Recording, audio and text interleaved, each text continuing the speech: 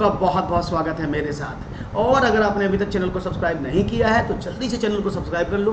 Video को अगर like नहीं किया तो जल्दी से लाइक कर दो और अपने दोस्तों के साथ शेयर कर दो, क्योंकि मैथमेटिक्स के बेहतरीन सवाल आपको मिलने वाले हैं। तो सब तैयार हैं इन बेहतरीन सवालों को करने के लिए? एक बार कमेंट सेक्शन में जोर से यस जरूर बोल दें, जिससे कि मुझे पता लग जाए कि आप सब लोग तैयार हैं। तो कौन कौन कह रहा है यस? तेजी के साथ बताएंगे आंसर। यस, सब तैयार हैं। ओके, बहुत बढ़िया। तो चलिए फिर शुरू करते हैं सेशन को और देखते हैं आज का पहला सवाल आपकी स्क्रीन पर।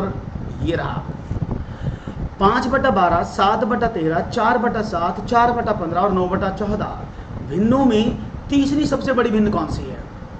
बहुत अच्छा सवाल है। तीसरी सबसे बड़ी भिन्न आपको बतानी है। तो यहाँ पर आपके सामने क्वेश्चन आ चुका है। और नमस्कार, कैसे the family fun and Anu Rajput, welcome. तो आपको बताना है इनमें से सबसे बड़ी तीसरी भिन्न कौन सी है। थर्ड भिन्न की बात हो रही है, याद रखिएगा। और ऐसा सवाल आपको एग्जाम में पिछली बार आ भी चुका है। वहाँ पर पूछा गया इन भिन्नों में सबसे दूसरी बड़ी भिन्न कौन सी है। तो यहाँ पर तीसरी। बहुत बढ़िया, प्रियंका कुमारी ने कहा ऑप्शन नंबर बी, यानी 7/13 सबसे पहले बताया गया सवाल का जवाब। बहुत बढ़िया। तो यहाँ पर चलो समझ लेते हैं हम भी, और प्रियंका ने कहा है बी, तो हम थोड़ी पीछे हटेंगे आपसे प्रियंका। Let's see. देखिए, अगर मैं इसको तरीके से करूँ 5/12, ओके पेन चेंज कर लेते हैं ऐसे। मैंने कहा 7/13, मैंने कहा 4/7, मैंने कहा 4/15, मैंने कहा 9/14। तो सबसे आसान, जब ज़्यादा भिन्न होती हैं हम क्या कर लेते हैं, हम इसको डिवाइड कर लेते हैं। तो ये क्या आएगा, 12 चौक 48 और 12 एकम 12। डिवाइड करें, 13 पंजे 65, बचे 2 5 और 13 39। 0.4 से डिवाइड करें 7 को, तो 4 8 32, 7 चौक 28, 7 पंजे 35, 7 6 42 हो जाते हैं, 7 पंजे 35 और 5 50, 7 7 49। डिवाइड करें, 15 दूनी 30, बचे 10 और 15 6 90। 2 अंक तक निकाल रहा हूँ मैं इसमें। 14 का डिवाइड करें तो 14 7 98, 14 6 84। तो सबसे बड़ी भिन्न पहले नंबर पर कौन सी है, ये वाली। दूसरे नंबर पर कौन सी है, ये वाली 57। तीसरे नंबर पर 53। और वही तो पूछ रहा था कि तीसरी सबसे बड़ी भिन्न कौन सी है, ये वाली। तो राइट ऑप्शन 7/13, जो कि बहुत तेजी से मुझे दिया था आकांक्षा ने। बहुत बढ़िया आकांक्षा, बहुत बढ़िया जवाब दिया। सी नहीं होगा, ऑप्शन नंबर सी नहीं होगा, option number B is the right answer. कोई बात नहीं है, चिल्स ले, आप टेंशन ना लें, धीरे धीरे आप सब समझ जाएंगे। मैथमेटिक्स से प्रैक्टिस मांगता है। प्रैक्टिस आपकी बढ़िया है तो आपके सवाल सारे सही हो जाएंगे। एक और सवाल आपकी स्क्रीन पर ये रहा। दो संख्याओं का योग 132 और उनका एलसीएम यानी लेस है 360 है। वो संख्याएं क्या हैं? ओके, देखते हैं आपका जवाब क्या मिलता है। तेजी के साथ देखते हैं आपका जवाब क्या मिलता है। दो संख्याओं का योग, यानी अगर मैं आपसे इसको आपके लिए शॉर्ट कर देता हूँ, a + b की बात करते हैं तो 132 है। और लैसे क्या होता है? लैसे होता है संख्याओं का दोनों के बीच में। अगर मैसे होता तो मैं आराम से निकाल लेता, यहाँ तो सिर्फ लैसे है। तो यहाँ पर एक छोटा सा तरीका मैं आपको बताऊंगा। जल्दी से पहले मुझे आप आंसर बता करके बताएं कि इसका आंसर क्या होता है।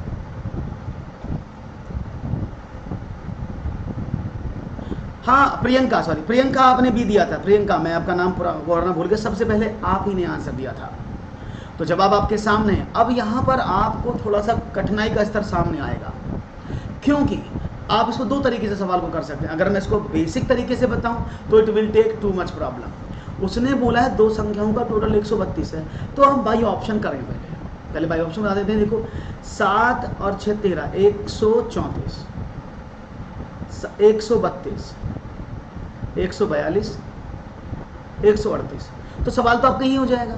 सवाल में कुछ करने की जरूरत ही नहीं पड़ी, है ना। कुछ करने की जरूरत पड़ी क्या? कुछ भी नहीं, क्योंकि बाई ऑप्शन आपने आसानी से इसको ढूंढ लिया। क्योंकि दो संख्याओं का टोटल 132 था और दो संख्या यहाँ जोड़ के देखिए, एक ही ऑप्शन में 132 आ रहा था। होप सो मल्टीपल आंसर में 132 आता, तब कैसे करते? फॉर एग्जाम्पल, ये 132 तो मुझे मिल गया। सपोज यहाँ 142 की जगह यहाँ भी 132 होता, तो इट विल क्रिएट प्रॉब्लम। अभी तो बाई ऑप्शन हमने कर लिया, तो हम आपको तरीका बताते हैं। दो नंबर अगर ए बी हैं तो उनका टोटल जो भी है और उनका एलसीएम जो भी है, इन दोनों का एचसीएफ हमेशा दोनों संख्याओं का HCF होता है। क्या समझ में आया? दो संख्याओं का योग व उनके एलसीएम का HCF वही होता है जो दोनों संख्याओं का HCF होता है। तो अगर इन दोनों का HCF निकल तो 12 आ जाएगा ना, 12 में 11 की गुणा करेंगे 132, तो 12 36।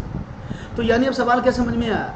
दो संख्याओं का योग 132, एक संख्या निकाल ली है, एलसीएम 360 है और HCF 12 है। होप सो अब आपको उसको आसानी से कर पाएंगे। होप सो क्लियर नहीं दिख रहा है? आप एक बार करिएगा, अपनी आप डेंसिटी को एक बार जरूर बढ़ा लें जिससे कि आपको समझ में आ जाए। ओके, तो चलो देखते हैं सवाल का जवाब। मैं कमेंट भी देखता रहा हूँ हमने। तो क्या हुआ, क्योंकि उनका HCF 12 था तो मैंने एक संख्या 12x दूसरी 12y मान ली। अब आपको तो पता है कि दो संख्याओं का मल्टीप्लाई हमेशा एलसीएम इंटू HCF होता है ना? ऐसे तो करते हो, पहली संख्या गुणा दूसरी संख्या बराबर एलसीएम इंटू HCF। ये फार्मूला तो सबको पता होगा ना, वही मैंने लिख दिया। अगर मैं x और y की वैल्यू निकालूं, ये क्या मिलेगा आपको? 360 मल्टीप्लाई बाई 12 अपॉन 12 गुणा 12, 12 से 12 कट के 30। तो अब सवाल क्या बिना दोनों संख्याओं की अगर मैं आपसे बात करता हूं तो आपको पता लग जाएगा एक्स वाई बराबर कितना है? 30 है। और वहीं अगर मैं दोनों संख्याओं के टोटल की बात करूं तो क्या हो जाएगा? 12x जमा 12y बराबर 132 होना चाहिए। तो x प्लस वाई बराबर 11। अब आपके सामने दो इक्वेशन यहाँ आसानी से मिल चुकी हैं। एक मिली है x प्लस वाई बराबर 11, एक मिली है एक्स वाई बराबर 30। अब आसानी से आप इन दोनों इक्वेशन को सॉल्व कर सकते हैं और सॉल्व करके आप एक्स वाई का वैल्यू पुट करेंगे तो यू विल गेट 5x बराबर 5 एंड y बराबर 6। और आपको 12x और 12y थी तो 12 पंजे 60 और 12 छंग 72। तो ये आपको यहाँ पर मिल जाएगा। तो ये बेसिक तरीका है, ये बेसिक कॉन्सेप्ट है क्वेश्चन को करने का। अगर आप बेसिक कॉन्सेप्ट को यूज़ करते हैं तो आपको ऐसे सवाल करना होगा। नहीं तो मैंने आपको कैसे बताया, बहुत आसानी से आप कर सकते थे। वो कैसे? अगर आप बहुत स्मार्ट हैं, और स्मार्ट आप हैं ही, तो आप क्या करेंगे? दो संख्याओं का टोटल 132 था, आपने इन दोनों संख्याओं को टोटल करके देखा, जो मुझे ये आंसर मिला, यही राइट आंसर होगा। तो दोनों तरीके से आप समझ चुके हैं। एक और सवाल, चलिए। किसी संख्या के वर्ग का 3/5 भाग 126.15 है, वह संख्या बताओ। दशमलव लगा हुआ है, ध्यान से सवाल को करिएगा और आपको सवाल आसानी से हो जाएगा, इतना मुझे उम्मीद है।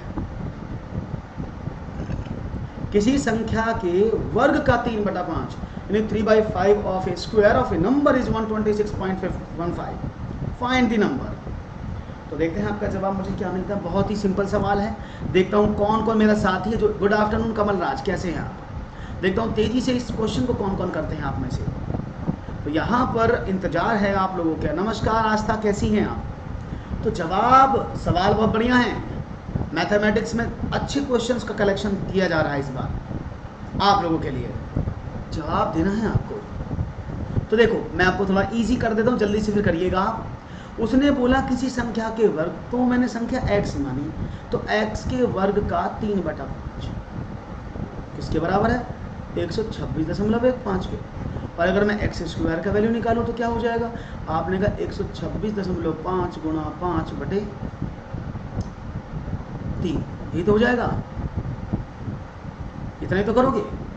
अब इसकी गुणा करो जल्दी से, फटाफट मुझे बताओ क्या आएगा गुणा इसका आपका। तो देखते हैं जवाब क्या था। 126.15। हाँ ओके, 15 रह गया भाई इसमें। ओके, तो डिवाइड करें, चलो देखते हैं।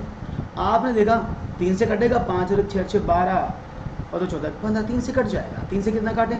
3 चौके 12, 3 दूनी 6 और ना जाने का 0, 3 पंजे 15। गुणा करें, 5 पंजे 25, 5 दूनी 10, 5 चौक 20 और 21, 0 25। और अब आपको क्या करना है? x बराबर 21 0 25 का स्क्वायर रूट निकालना है।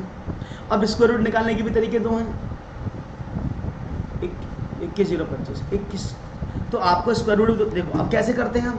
अगर हम स्क्वायर रूट की बात करें, देखो 210, किसी भी संख्या के अंत में अगर 25 है तो समझ लेना वो 5 का वर्गमूल लिखा है। और बची संख्या क्या करेंगे? लगातार 2 नंबर की मल्टीप्लाई, 14 गुणा 15। छोटी वाली संख्या यहाँ से चूज कर लेते हैं, तो 14.5 इसका सही जवाब होगा। अदरवाइज आप सीधा अपने तरीके से निकाल सकते हैं, मैं उसको करके भी बता देता हूँ। 21 0.25 क्योंकि 2 अंक बाद दशमलव था, ऐसे कर लीजिएगा। आपने कहा एक एकम, एक जोड़ा बनाए ना ऐसे, एक यहाँ पर बचा और यहाँ पर हुआ 1 और 1 2, आपने उतारा 10, तो 4, 24 के 96, बचा कितना 14, 24 और 4 28 और आपने उतारा 25, और अब आप 5 का बार करेंगे तो it will give you 1425, that is 14.5। तो आप स्मार्ट वे को भी अपना सकते हैं, चॉइस आपकी है, आप स्मार्ट वे को भी अपना सकते हैं और आप शॉर्टकट वे अपना सकते हैं जो मैंने आपको 210 का 25 करके बताया। Is it clear? ओके, एक और सवाल फिर तो तेजी के साथ आप सब पढ़ रहे हैं।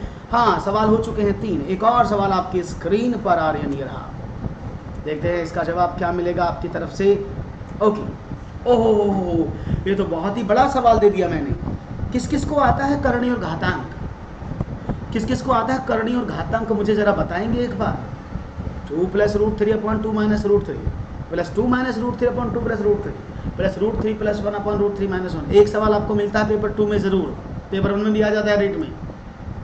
तो देखते हैं आपका जवाब क्या है। और शायद आपको पता होगा कि जब भी इस तरह के प्रश्न आपसे पूछे जाते हैं तो आपको हर का परिमेयकरण करना पड़ता है, आपको हर का DR का रेशनलाइज करना पड़ता है। चलो मैं करके बताता हूँ। मैंने कहा 2 + √3/2 - √3, और कैसे कर, इसके कॉन्जुगेटिव एलिमेंट से मल्टीप्लाई। तो 2 + √3 आप यहाँ पर मल्टीप्लाई कर देंगे, प्लस आगे वाली संख्या थी 2 - √3/2 + √3, इसके कॉन्जुगेटिव से फिर मल्टीप्लाई करेंगे तो क्या हो जाएगा 2 - √3। दोबारा से लिख देता हूँ, 2 + √3/2 - √3, ये संख्या थी ना, इसके कॉन्जुगेट एलिमेंट यानी इसके अपोजिट सिंबल से इसकी मल्टीप्लाई करते हैं तो इसका क्या होता है, हर का परिमेयकरण हो जाता है। दूसरी संख्या क्या थी, ये रही 2 - √3/2 + √3, इसके अपोजिट एलिमेंट से मल्टीप्लाई कर दो, 2 - √3/2 - √3 प्लस √3 + 1/√3 - 1। तो क्या करेंगे मल्टीप्लाई में, √3 + 1/√3 + 1। हो गया सवाल। अब देखो कैसे करते हैं। अगर मैं इसको सॉल्व करने की बात करूं तो मैं ऊपर करूंगा सॉल्व, देखो 2 + √3 2 + √3, तो क्या हो जाएगा 2 + √3 का होल स्क्वायर अपन, ये क्या बचा, देखो 2 - √3 2 + √3 यानी a - b और a + b, जो क्या होता है a² - b²। तो मैं इसका भी स्क्वायर करूं तो 2 दूनी 4 माइनस √3 का स्क्वायर की तो 3, तो 4 - 3 = 1 प्लस इसको करें क्या हो जाएगा 2 - √3 का होल स्क्वायर अपॉन, ये क्या हो गया 2 + √3 2 - 3, 2 दूनी 4 माइनस का 3 1 प्लस इसको करें तो √3 + का 1 का स्क्वायर अपॉन, अब देखो क्या हो जाएगा √3 का स्क्वायर माइनस 1 का स्क्वायर, तो 3 - 1 = 2, ये हो गया 2। तो ये सवाल आपके सामने निकल के आया। कोई प्रॉब्लम तो नहीं है किसी को यहाँ तक? अगर किसी को कोई भी प्रॉब्लम हो तो you can ask your query. कोई प्रॉब्लम तो नहीं, समझ में आ रहा है यहाँ तक? ओके, अब ये सवाल इतना शॉर्ट हो चुका है, अब क्या करें, अब तो आपको समझ में आया।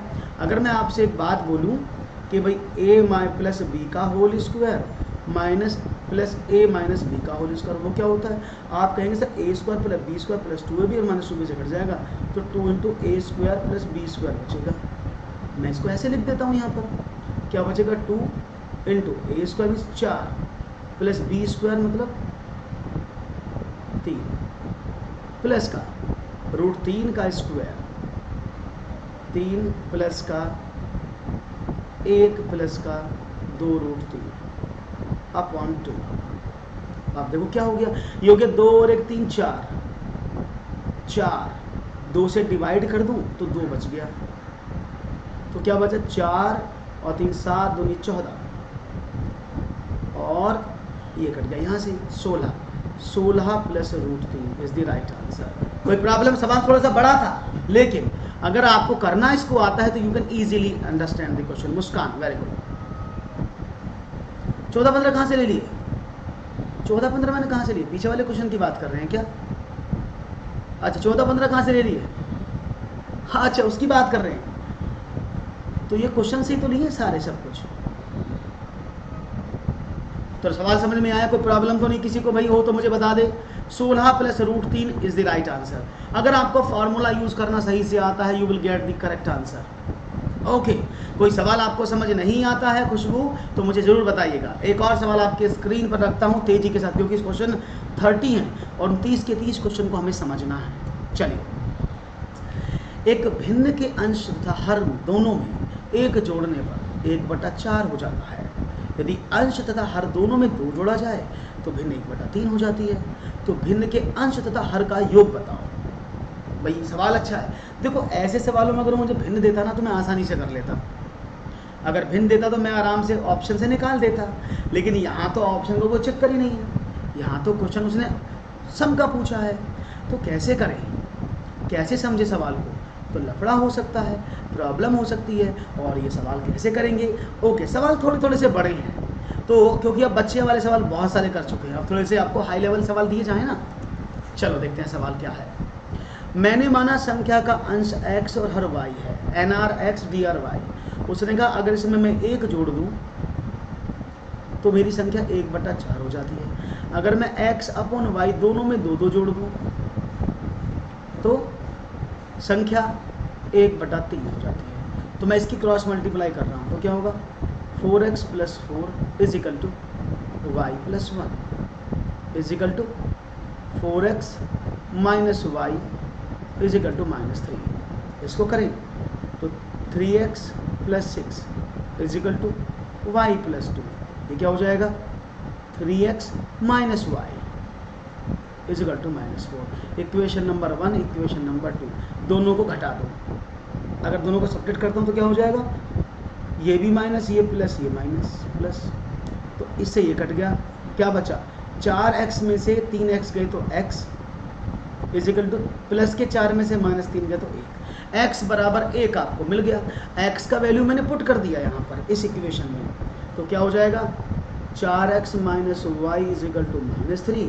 तो ये क्या हो जाएगा? आपने कहा कि 4 × 1 माइनस का y बराबर -3, माइनस का y बराबर -3, माइनस का 4, y बराबर 7। तो x का वैल्यू 1 और y का वैल्यू 7 है। तो भिन्न क्या हुई? 1/7। और इसका टोटल कितना होगा? 1 + 7 इज इक्वल टू 8। तो right option is option number 1। बहुत बढ़िया आर्यन, बहुत ही खूबसूरती से जवाब आर्यन दे रहे हैं, बहुत बढ़िया। पहले उन्होंने बता दिया है कि x बराबर 1 और y बराबर 7 होगा। दैट्स वेरी गुड, बहुत बढ़िया आर्यन, क्लैप फॉर यू। तो बढ़ते हैं एक और सवाल। सबको समझ में आ गया है? कोई प्रॉब्लम हो तो मुझे ज़रूर बताएं, नहीं तो मैं आगे की तरफ बढ़ता हूँ। राजकुमार, बहुत बढ़िया।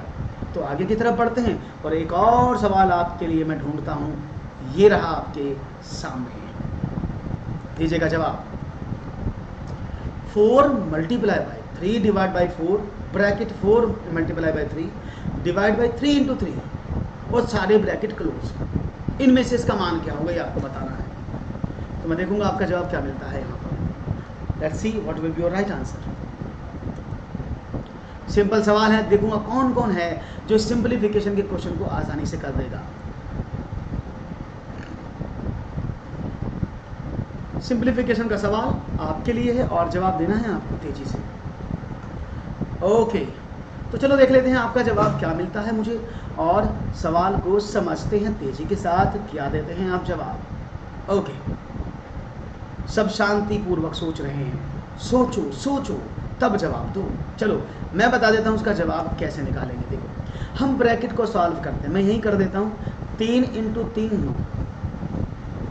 अब 3 में 9 का डिवाइड किया तो ये क्या बना? 3/9 यानी 1/3। और 4 की गुणा 1 में की तो 4 एकम 4/3। तो ये क्या बता? 4 × 3 डिवाइड बाई 4 और ब्रैकेट 4/3। अब इसको करें, पहले ब्रैकेट ओपन होगा ना, तो 4 × 16/3। तो क्या हुआ? 4 × 3 डिवाइड बाई 16/3 यानी 4 × 9/16। ये 4 × 16 9/4। इसका आंसर ये आना चाहिए। तो आप क्या कहते हैं? आप क्या कहते हैं? अगर मैं आपसे बोलूं कि इसका आंसर ये आना चाहिए था, तो आपके अकॉर्डिंग क्या आंसर होना चाहिए? बहुत बढ़िया आ रहे हैं, वही जवाब दिया है आपने। अच्छे सवाल हैं, अगर आपको ये समझ में आ रहे होंगे that's very very very good. और मुझे जवाब मिला है आप लोगों का तेजी से, और आपने दिया है 9/4। आर्यन ने सबसे तेज दिया डी ऑप्शन, प्रियंका बहुत बढ़िया, खुशबू ने भी डी आंसर। सभी लोग आंसर अपना सही सही दे रहे हैं। तो आप लोग सभी लोग तेजी से अपने क्वेश्चंस को देते रहें अच्छी तरीके से, जिससे कि सवालों के जवाब हमें मिलते रहें भली तरीके से। तो एक और सवाल, सबको बहुत सिंप्लीफिकेशन था, बस आपको समझने का ज़रूरत था और आपने बहुत अच्छे से उत्तर दिया है। तो एक और सवाल आपकी तरफ बढ़ता हुआ, एक और सिंप्लीफिकेशन का सवाल आपके समक्ष में रख रहा हूँ, चाहूँगा इसका जवाब मुझे मिले। क्वेश्चन आपके सामने है 1, जैसे कि आप देख रहे हैं ब्रैकेट में लिखा है आपको, that is 1 divide by 1 plus 1 divide by 1 plus 1 divide by 1 plus 1 divide by 2। What is the right answer? देखते हैं आपका जवाब मुझे क्या मिलता है। बहुत ही तरीके से देंगे तो मुझे अच्छा लगेगा जवाब। तो यहाँ पर जवाब देने की जो कंडीशन है वो आप लोगों की है। चलो मैं भी सॉल्व करता हूँ साथ साथ में, और तब तक आप भी अपना आंसर दीजिएगा कमेंट में। ओके, तो ब्रैकेट को सॉल्व करते सबसे पहले इस ब्रैकेट को सॉल्व करते हैं। 1/2 हो गया, तो ये क्या हुआ 1 प्लस 1/2, 2 एकम 2 और 1 3/2। इस पूरे ब्रैकेट का वैल्यू क्या हो गया 3/2। अब ये है 1 डिवाइड बाई 3/2। तो जब आप डिवाइड करेंगे 1 डिवाइड बाई 3/2 तो अगली बार ये मल्टीप्लाई में हो जाएगा ना, तो ये 2/3 हो गया यहाँ से यहाँ तक का। फिर इसमें 1 जोड़ दिया तो क्या हुआ 3 एकम 3 और 2 5/3। क्लियर है? अब इस पूरे पिछले ब्रैकेट का वैल्यू 5/3 हो गया। अब फिर डिवाइड आया यहाँ पर, तो डिवाइड के बाद क्या करेंगे 1 डिवाइड बाई 5/3, तो क्या करेंगे 1 मल्टीप्लाई बाई 3/5, तो ये हो गया 3/5। अब इसका वैल्यू 3/5, एक और जोड़ दिया इसमें, तो 1 plus 3/5 is equal to what 8/5। अब दोबारा से ये मेरे पास आ गया है ना, ये दोबारा से मेरे पास आ गया। अब 1 डिवाइड बाई 8/5, तो अगली बार क्या हो जाएगा 1 मल्टीप्लाई बाई 5/8। राइट ऑप्शन क्या आना चाहिए साहब 5/8। बहुत बढ़िया आकांक्षा, बहुत बढ़िया आर्यन, बहुत ही खूबसूरत। अरे मेरे साथ तो मैथमेटिशियन बैठे हैं आज, लग रहा है मेरे साथ तो आज मैथमेटिशियन बैठे हैं, सारे तेजी से सवाल कर रहे हैं। That's very nice. और मुझे बहुत खुशी है कि आज इतने अच्छे विद्यार्थी और अभ्यर्थी मेरे साथ जुड़े हैं कि वो सवालों को अच्छे सवाल हैं और चुटकी में सॉल्व कर रहे हैं। आप सबके लिए एक बार तालियां। चलो तो एक और सवाल की तरफ बढ़ते हैं और बात करते हैं एक और नए सवाल की। ये रहा आपके सामने, 11 संख्याओं का औसत 63 है। यदि पहली 6 संख्याओं का औसत 60 और अंतिम 6 संख्याओं का औसत 65 हो तो छठी संख्या क्या है? If the average of 11 numbers is 63, if the average of the first 6 number is 60 and that of the last 6 number is 65, then the 6th number is what? तो यहाँ पर देखते हैं जवाब कितना खास आता है आपका। क्वेश्चन नंबर 8 आपके समक्ष, और मैं चाहूँगा जवाब मुझे मिले।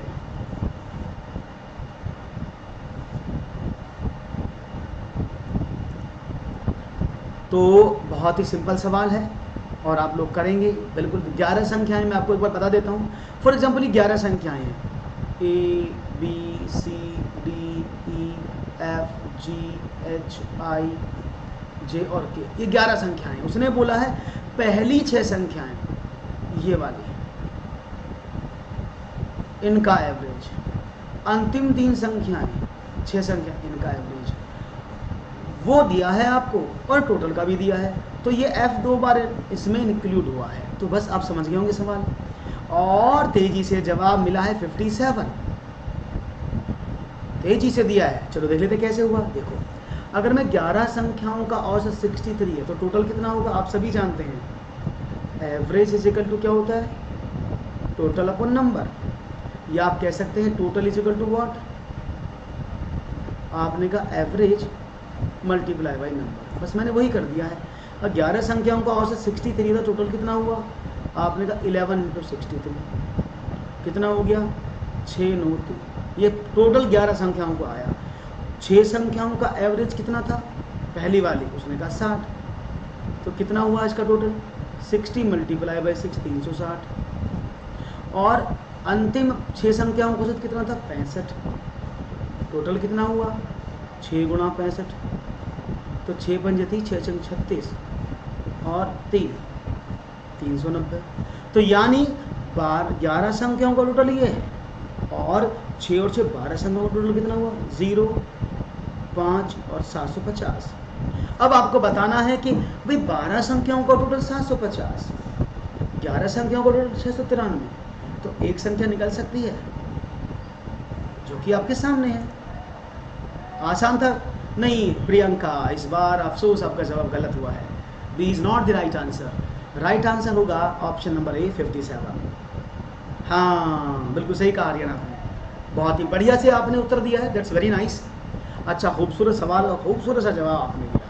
तो एक और सवाल आपके स्क्रीन पर मैं रख रहा हूँ, चलो बढ़ते हैं, कूच करते हैं नए सवाल की तरफ। ये रहा आपके सामने।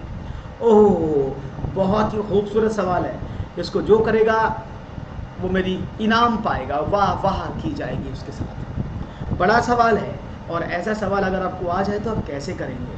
मैं पढ़ देता हूँ सवाल को। ए, बी तथा सी ने क्रमशः 40,500, 45,000, 60,000 के निवेश से व्यापार आरंभ किया। 6 महीने पश्चात सी ने उसमें से 15,000 रुपये वापस ले लिए, जबकि ए ने 45,000 रुपये और निवेशित कर दिए। 56,100 के वार्षिक लाभ पर, यानी उनको जो लाभ मिला है पूरे साल में वो 56,100 का है, में ए का भाग सी के भाग से कितना अधिक है? तो इस सवाल को पहले मैं आपको करा देता हूँ जिससे कि आपको इजी नम समझ में आ जाए। देखो उसने बोला ये था ए, ये था बी और ये था सी। उन्होंने इनिशियली कितने लगाए? देखो एक साल की बात हो रही है। ए ने टोटल कितने लगाए? ए ने 40,500 रुपये लगाए, बी ने लगाए 45,000 रुपये और सी ने लगाए 60,000 रुपये। आप सभी जानते हैं जैसे जैसे इनका इन्वेस्टमेंट रहा होगा वैसे वैसे इनको आउटपुट मिला होगा। लेकिन क्या हुआ, 40,500 के बाद ए ने क्या काम कर दिया? 6 महीने बाद उसने सी ने तो 15,000 वापस ले लिए। कितने बच गए?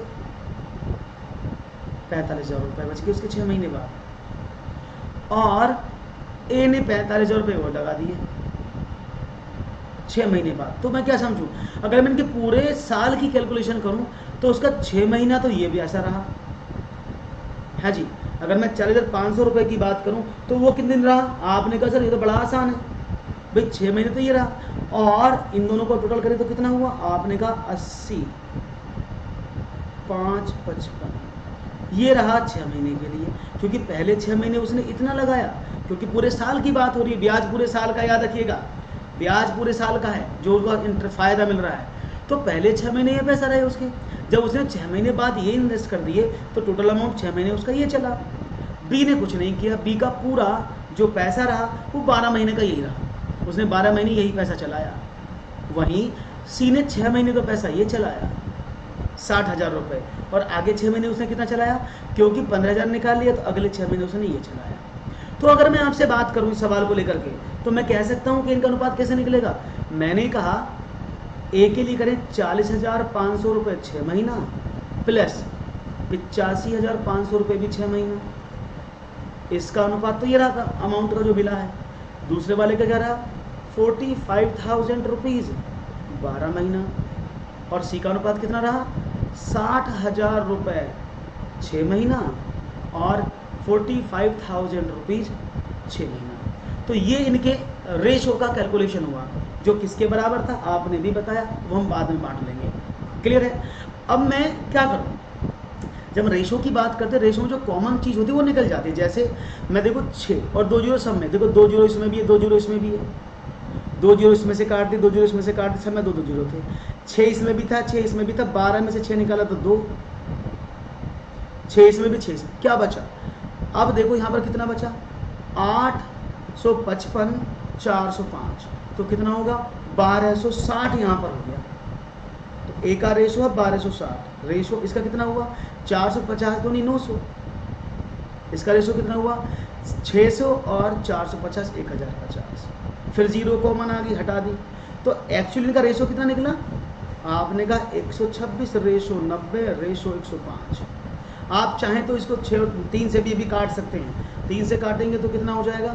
42, 30 और 35। तो उनका जो रेशो था, जो उनके प्रॉफिट का रेशो था, वो कितना था? 42, 30 और 35 था। बस अब तो आपका सवाल हो जाएगा। अब क्या था? टोटल अमाउंट था कितना? ये रहा 56,100 रुपये। टोटल अमाउंट 56,100 रुपये था। बस तो अब तो आपका सवाल आसानी से आप कर लेंगे, कोई प्रॉब्लम नहीं है। ओके, तो कितना देखें? 5 और 2 7, 3 3 6 और 4 10, 3 और 3 6 और 4 10, बस तो 107। अब आपको दोनों का सम निकालना था, ए और सी का भाग कितना है, तो आप यहाँ पर ए का भाग निकालें और सी का भाग निकालें। दोनों का डिफरेंस कितना है? आपने कहा 7, तो गुणा 7 आपको मिल जाएगा आंसर। हालांकि ऑप्शन में एक ऑप्शन ई भी है, नन ऑफ दीज, इनमें से चारों में से कोई आंसर नहीं होगा इसका। Is it clear? बात समझ में आ गई? तो थोड़ा सा बड़ा सवाल था, थोड़ा सा बेहतरीन सवाल था, और आपने इस सवाल को बड़ी आसानी से किया। देखो इतना बड़ा सवाल था, हम इसको बस लॉजिकली एक स्टेप बाय स्टेप करते चले गए और हमारा आंसर हमें मिलता चला गया, कोई दिक्कत नहीं। तो राइट ऑप्शन पता लगा है आपको। अब आगे बढ़ते हैं एक और सवाल की तरफ। अगर आपको समझ में ना आए तो आप रिपीटेड वीडियो एक बार ज़रूर देखें, जिससे कि आपको समझ में आ जाए। एक और सवाल खूबसूरत सा आपके लिए, चाल गुणा समय से सवाल है, और देखते हैं आपका जवाब क्या मिलेगा। क्वेश्चन है, जब रेलगाड़ी की चाल 20% बढ़ती है तो वह समान दूरी तय करने में 20 मिनट कम लेती है। उसकी वास्तविक चाल से उसकी समान दूरी तय करने का समय कितना लगेगा? तो देखते हैं आपका जवाब क्या। देखो आप सभी जानते हैं, अगर मैं रेलगाड़ी की बात करता हूँ तो शायद आप सभी को पता होगा, स्पीड बराबर डिस्टेंस अपॉन टाइम होता है ना, या time is equal to distance upon speed होता है, या स्पीड इज इक्वल टू, या डिस्टेंस इज इक्वल टू क्या होता है? Speed into time. ये तीनों फार्मूले आपको पता होंगे। तो मुझे चाल नहीं पता है, तो मैंने माना, पहले मैं आपको बेसिक करा दूं, मैंने माना रेलगाड़ी की चाल 20% बढ़ती, तो मैंने माना चाल x है, किलोमीटर प्रति घंटा है। उसने बोला अगर मैं चाल की बात करता हूँ तो चाल x तो 20% की अगर उसमें वृद्धि हो जाए तो चाल कितनी हो जाएगी? भाई x किलोमीटर प्रति घंटे की चाल थी, आपने 20% की से वृद्धि कर दी तो कितना हुआ? आपने कहा 0.2, तो 1.2 किलोमीटर हो गया। यही हो जाएगा 1.2 किलोमीटर प्रति घंटा, क्योंकि पहले x 1 यूनिट था, अब x 1.2x किलोमीटर हो गया। जैसी चाल को आपने कितना बढ़ाया? 20% बढ़ाया, क्योंकि दोनों दूरी समान है। भाई दूरी तो फिक्स थी ना, तो मैंने बताया अगर डिस्टेंस समान है, जो भी चीज़ कांस्टेंट है, तो हमेशा फार्मूला क्या बनता है? डिस्टेंस का फार्मूला क्या होता है? आपने कहा स्पीड इनटू टाइम। क्योंकि 2 बार यहाँ पर यूज होगा, तो क्या करेंगे? डिस्टेंस अगर कांस्टेंट है तो s1 t1 is equal to s2 t2 होता है। अब क्या करें? s1 स्पीड 1 कितनी है भाई? आपने कहा x, और अगर मैं समय की बात करूँ तो t1 x इंटू टी, और स्पीड दूसरी कितनी? 1.2x, और टाइम कितना लगा? 20 मिनट कम। जो पहले वाला समय लग रहा था उससे 20 मिनट कम, तो 20 मिनट कम अगर मैं कर दूं तो यानी पहला समय था t1 माइनस 20 मिनट कम, तो क्योंकि मेरी स्पीड घंटे किलोमीटर में है तो मैंने 60 का डिवाइड कर दिया, जिससे कि मेरा सवाल में मुझे कोई प्रॉब्लम ना आए, क्योंकि 20/60 दैट इज घंटे में परिवर्तित कर दिया गया। अब देखो x इधर भी था, x इधर भी था, दोनों तरफ x था ना, तो इसको हटा दूँ तो t1 is equal to what? आपने कहा 1/2 इंटू 20 दिया 60, 3t1 माइनस का 2/3। अब इसको हम अगर देखें तो ये क्या हो जाएगा? 0.4। तो t1 is equal to what is this? That is 4 तिया 12, 0.12। मेरा पेन चला गया है, रुक जाओ 1 मिनट। 1.2 t1 माइनस का t, और अगर आप आगे बात करें और 4 की गुणा इसमें की तो 0.8, कोई प्रॉब्लम नहीं। इधर क्या आया? माइनस का t1 is equal to minus का 0.8, माइनस से माइनस कट गया, t1 इज इक्वल टू 0.8/0.2, तो आपको जवाब मिला है t1। तो आपने टाइम निकाला कितना? That is 4। 2 इधर था, 2 से डिवाइड कर दिया। Okay great. यहाँ पर किसी को प्रॉब्लम हो तो मुझे जब भी जहाँ किसी को प्रॉब्लम आए तो प्लीज़ लेट मी नो कि आपको प्रॉब्लम आ रहा है। तो आपको मिला आंसर 2। ये 4 है, ये 1 था, ये 0.4 है, 0.4, दैट इज 2 आवर्स। तो T1 कितना है 2 आवर्स, और 2 घंटे किसके बराबर होते हैं 120 मिनट के, क्योंकि ये पर जब इसको डिवाइड किया था 1/3, मैंने इसको 2 गलती से लिख दिया है, दैट इज 1/3। क्लियर है? तो राइट ऑप्शन होगा 120। कोई प्रॉब्लम तो मुझे लगता नहीं, होनी नहीं चाहिए कोई भी। फिर भी कोई प्रॉब्लम हो तो मुझे आप कमेंट सेक्शन में बता सकते हैं। क्लियर है? बी ऑप्शन, ओके, बढ़िया, सबका जवाब मिला है, एकदम बढ़िया, समझ में आ गया है आपको, टोटल प्रोसेस समझ आ दिया है। अगर आपको इस टाइम और डिस्टेंस में प्रॉब्लम है तो आप ज़रूर मुझे कमेंट सेशन में करके बताएं, मैं नेक्स्ट सेशन आपका टाइम एंड डिस्टेंस का ही रख लूँगा। एक और सवाल आपकी स्क्रीन पर ये रहा, दो संख्याएं एक तीसरी संख्या से क्रमशः 40% और 40% कम है। एक 40% कम है, 40% कम है। दूसरी संख्या पहली संख्या से कितने प्रतिशत कम है? देखते हैं सवाल। दो संख्याएं, सपोज वो संख्याएं ए और बी थी, वो एक तीसरी संख्या सी थी, उससे ये वाली जो थी वो 40% कम थी और ये 40% कम थी। तो दूसरी संख्या पहली संख्या से कितने प्रतिशत कम है ये आपको बताना है। हिंट मैंने दे दिया है, आप देखते हैं आपको हिंट भी मिल चुका है, सवाल भी मिल चुका है, अब तो आपको जवाब देना है। तो let's see what will be the right answer. Okay, तो समझते हैं। मैंने माना वो थर्ड संख्या 100% थी, क्योंकि परसेंटेज में वैल्यू और कोई भी वैल्यू होगी वो 100% तो होगी। उसने कहा जो ए है वो इससे 40% कम है, तो 60% हो गया, और जो बी है वो इससे 40% कम है, तो 100 में से 40 निकाला तो 54% हो गया। ये हुआ ना? तो यहाँ पर उसने बोला है एक वैल्यू 60% है, दूसरी वैल्यू 54% है। अब सवाल यहाँ पर उठता है कि पहली संख्या दूसरी संख्या पहली संख्या से कितने प्रतिशत कम है? तो कम की बात करें, दोनों को घटाएं तो आपने कहा 6%, दोनों का डिफरेंस 6% है, 6% कम है या 6 कम है, लेकिन परसेंटेज में पूछा तो क्या करेंगे? 6 कम है, कितने में से? 60 में से, मल्टीप्लाई बाई 100, ऐसे ही करोगे ना? कोई प्रॉब्लम है तो बताना। 6 × 60, 10 × 100, 10% is the right answer. Clear? बहुत बढ़िया आर्यन। ओ सुप्रिया, टाइम डिस्टेंस समझ में आता है? ओके सुप्रिया, डोंट वरी, मैं आपको टाइम और डिस्टेंस का कंप्लीट चैप्टर करा देता हूँ। राम राम सागर राणा जी, मैं आपको एक दिन, ओके, मंडे तक तो मेरा, ट्यूसडे तक तो मेरा मैराथन होता है। Okay, by after Tuesday, that is on Wednesday, मैं आपको टाइम एंड डिस्टेंस कराऊंगा 5 बजे। Okay, clear? Very good. आगे बढ़ते हैं, एक और सवाल ये रहा है। तो संपूरक कोण 2:3 के अनुपात में कोण कितने डिग्री का ये आपको बताना है। वो कोण दिए हैं जो 2 और 3 के अनुपात में है। 2 supplementary angles are in the ratio 2:3, how many degree are the angles?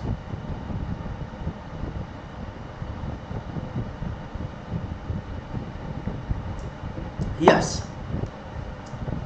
देखते हैं क्या मिलता है आंसर आपका।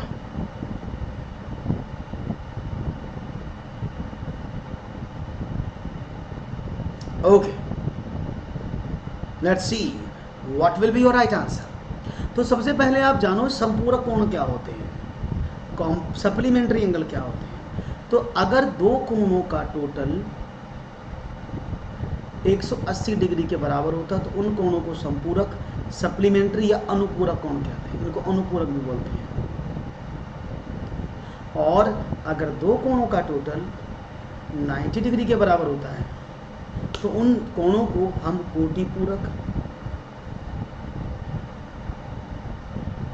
पूरक या कॉम्प्लीमेंट्री एंगल कहते हैं। तो यहाँ पर दो कोण जिनका टोटल कितना है 180, उसने बोला दोनों अनुपात 2:3 में है, तो इन्हें 2:3 में है तो a बराबर 2, b बराबर 3। अगर मैं दोनों को जोड़ दूं तो वो 180 के बराबर होना चाहिए। तो 5 अनुपात किसके बराबर? 180 के बराबर। तो 1 अनुपात किसके बराबर? आपने कहा 180/5, तो कितना हुआ 36।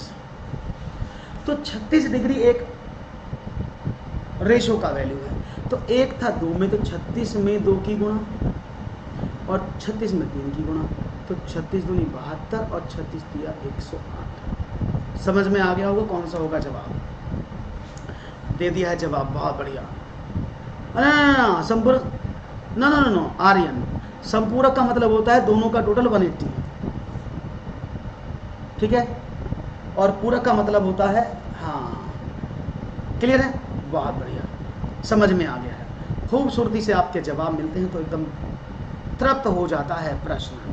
बढ़ते हैं एक और सवाल की तरफ, देते हैं क्या करता है ये प्रश्न आपके लिए जत्न। बहुत बढ़िया सवाल है भाई, बहुत ही अच्छा सवाल है, और ये सवाल आपको जनरली एग्जाम में मिलेंगे जब आप ज्योमेट्री के क्वेश्चन की तरफ जाएंगे। Question number 13, angle triangle ABC का अंतः कोण केंद्र O है, ये O है, ओके, तथा एंगल ABC बराबर 60 और एंगल ACB बराबर 50 हो, तो एंगल BOC का आपको मान बताना है। तो देखते हैं आपका जवाब क्या मिलता है। क्वेश्चन आपके सामने है, BOC, ABC का अंतः केंद्र O, एंगल ABC 60 है, एंगल ACB 50 है।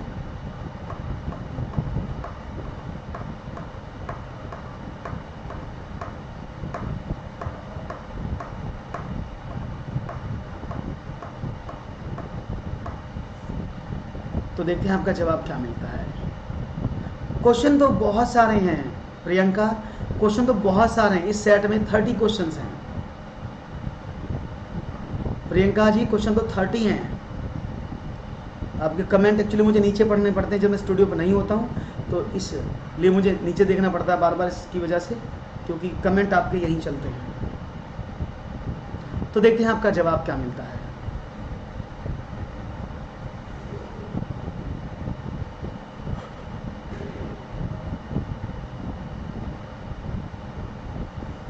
ओके, तो सवाल का जवाब नहीं, चलो मैं पहले मैं इसका चित्र बना देता हूँ। ये आपका एंगल हो गया, चलो ये हो गया आपका ट्रायंगल, जिसमें ये A हो गया, ये B हो गया और ये C हो गया। उसने बोला एंगल ABC का अंतः केंद्र O है, एंगल ABC ये 60 डिग्री है, एंगल ACB ये आपका 50 डिग्री है। तो अगर मैं आपसे बात करूँ तो 70 हो गया ना, ये 70 हो जाएगा ना, क्योंकि त्रिभुज के तीनों कोणों का टोटल 180 हो। उसने बोला अंतः केंद्र, अंतः केंद्र क्या होता है शायद आपको पता है। अंतः केंद्र का मतलब होता है जब किसी भी ट्रायंगल के कोणों के अर्धक आपको एक जगह मिलते हैं। अंतः केंद्र जानते हैं ना, सेंट्रॉइड केंद्रक होता है जिसमें आप उसकी माध्यिकाओं को काटते हैं, है ना, मैं लिख देता हूँ, केंद्रक और अंतः, इसको इन सेंटर बोलते हैं। दोनों में अंतर क्या है, केंद्रक हमेशा माध्यिकाओं से बनता है और अंतः केंद्र हमेशा कोणों से बनता है। तो उसने कहा इनके केंद्र क्या है, अंतः केंद्र, तो यानी इसके कोणों का अर्धक ये वाला और इसके कोणों का अर्धक ये वाला और इसके कोणों का अर्धक ये वाला, ये O है। उसने बोला तो भाई जब ये अर्धक हो गया तो ये कोण कितने का हो गया, आपने कहा 30 का, ये कोण कितने का, 25 का। उसने बोला BOC इस वाले का बताओ। अब एक ट्रायंगल आपके सामने है ऐसा, जिसमें इस कोण का वैल्यू 30, इस कोण का वैल्यू 25, इसका पूछा है। तो अगर मैं कहूँ त्रिभुज के तीनों कोणों का टोटल 180 होता है, तो ये दो कोण कितने हुए, 30 और 55, और 180 में से घटा दूँ तो कितना बनेगा, आपने कहा 125। कोई प्रॉब्लम। तो अंतः केंद्र की प्रॉपर्टी इंग्लिश की इसी में होती है सुरेश। इंग्लिश की क्लास शेड्यूल में एक्चुअली 10 बजे क्लास स्टार्ट होता है, 10 बजे से लेकर के और 5 बजे तक ये क्लास चलता है, ठीक है। तो ये लगातार आपको क्लास इस समय मिलती है। समझ में आया कि नहीं आया, समझ में आ गया तो बस आपको थोड़ा सा कंसंट्रेशन करने की ज़रूरत है। क्वेश्चन तो खुद ब खुद आपके सामने आपके पास चल के आएंगे। इज इट क्लियर आर्यन, बहुत बढ़िया। अगर आपको चित्र बन जाए तो आपके सवालों के जवाब आसानी से आपको मिल जाएं। चलिए कोई बात नहीं, एक और सवाल आपके स्क्रीन पर रखते हैं। ये रहा एक और ज्योमेट्री का क्वेश्चन आपके लिए। ट्रायंगल ABC में एंगल BAC 75, एंगल ABC बराबर 7.45, BC को D तक बढ़ाया गया है। यदि एंगल ACD बराबर x डिग्री हो तो 60 डिग्री का x बटा 3% कितना है? ओहो हो, सवाल काफ़ी लंबा आपको घुमा दिया गया है। तो देखते हैं आपका जवाब मुझे क्या मिलता है। ट्राइंगल आपके सामने दिया गया है, BAC 75 आपको दे दिया गया है, तो मैं चाहूँगा आपका जवाब मिले मुझे। तो पहले मैं, जब तक आप सवाल करें, मैं आपको चित्र बना देता हूँ। ये आपका ट्राइंगल था ABC।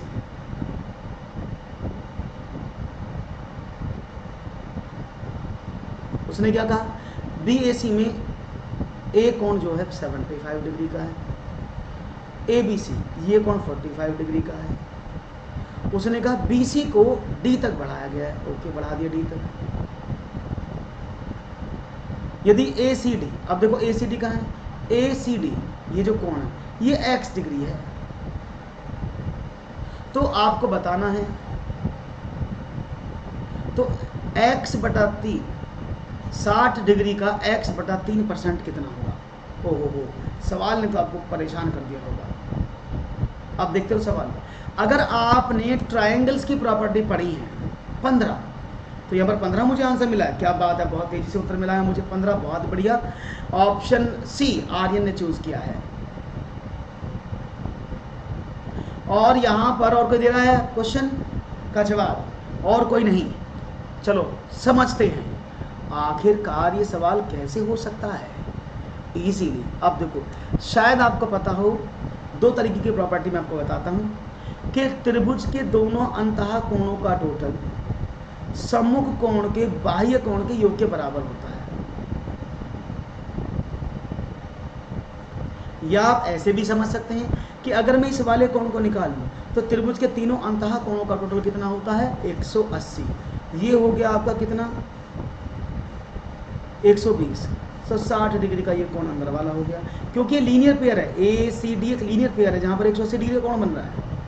तो अगर ये कोण 60 डिग्री का है तो बाहर वाला कितने का होगा? आपने कहा 120 डिग्री का, तब भी 120 डिग्री मिल जाएगा। तो उसने बोला है 60 डिग्री का x बटा 3% क्या होगा?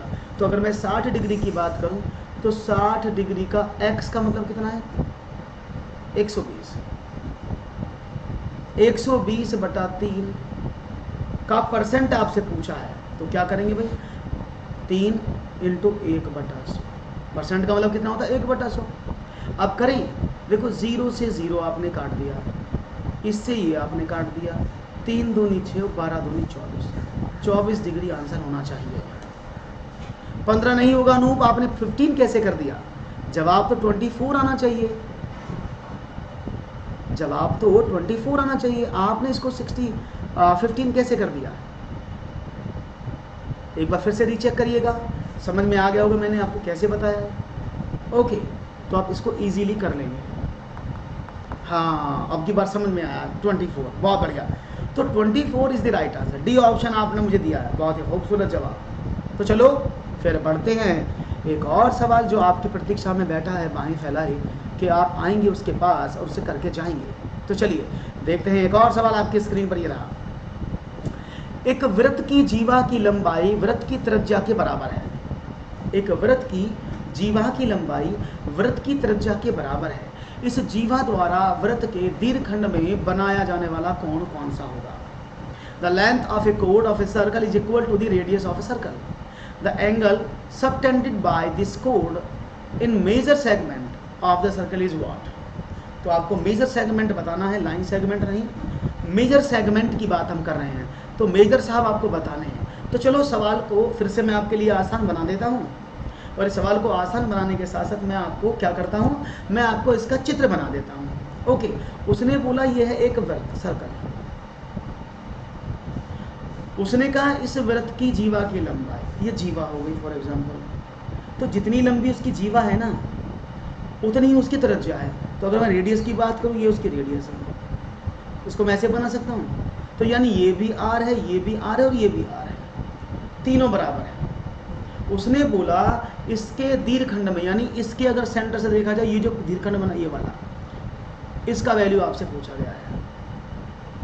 तो अब आपको शायद आसानी होगी सवाल को करने में। 90 आकांक्षा फिर से रिवेल्युएट करो, फिर से इवेल्युएट करो। मैंने अभी बताया आपको कैसे करेंगे। अभी मैंने समझाया कैसे करेंगे कि ये अंदर वाले कोण की तीनों भुजाएं बराबर हैं, तो इस वृत्त के अंदर जो दीर्घखंड बनेगा, जो मेजर सेगमेंट बनेगा, उसका वैल्यू क्या होगा। सवाल को समझने की कोशिश करो, आपको एक बार में सवाल समझ में आ जाएगा अगर आप चाहेंगे तो। समझाता हूँ, एक बड़ा सा वृत्त और बनाता हूँ, ये हो गया मेरा बड़ा सा वृत्त। ओके, उसने कहा यह है रेडियस जिसकी लंबाई r है, ये वाली, और ये भी r है। तो अगर किसी भी त्रिभुज की तीनों भुजाएं बराबर हैं तो वो कैसा होता है, उसको आप क्या बोलते हैं, इक्विलेटरल ट्रायंगल, यानी सम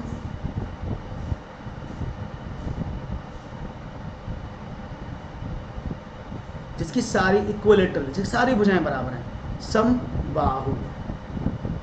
और समबाहु त्रिभुज का प्रत्येक कोण कितने को, 60 डिग्री का।